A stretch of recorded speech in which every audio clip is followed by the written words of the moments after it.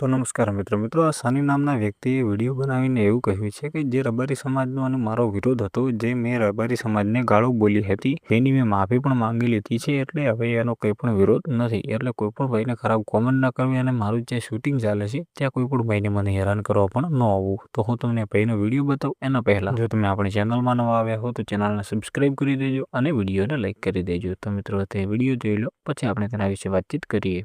ખાસ વિડીયો આ રબારી સમાજ માટે છે અને રબારી માટે છે. તો મારે ખાસ એ જણાવવાનું કે જે મારો વિરોધ હતો એ તો પૂરો થઈ ગયો છે. જે મેં ગાર બોલી હતી એ સમાધાન કરી નાખ્યું છે. તો ખાસ મારે એક જ જણાવવાનું કે મારું કોઈ બી જગ્યાએ શૂટિંગ ચાલુ હોય, સેલવાસમાં, સુરતમાં કે નવસારીમાં કે કોઈ બી જગ્યાએ હોય મતલબ, તો શૂટિંગ રોકવું નહીં અને શૂટિંગ ચાલવા દેવું અને ખોટી રીતે વિરોધ કરવો નહીં. બરાબર, જે મારી હતી ગલતી હતી મેં માફી માંગી લીધી. તો તમારા પણ આવો ખોટું દુશ્મની કરવી નહીં. દુશ્મની પૂરી થઈ ગઈ. તો મારા ભાઈને રબારીને એટલું જ કહેવું, સપોર્ટ કરતા રહેજો દિલથી અને સપોર્ટ તમારા ભાઈને કરજો.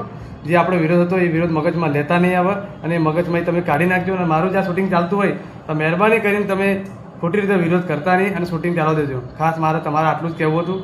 અને વિડીયો બધા શેર કરજો. રબારી સમાજ જોડે ખાસ પહોંચવું જોઈએ. જય દ્વારકાધીશ. બરાબર.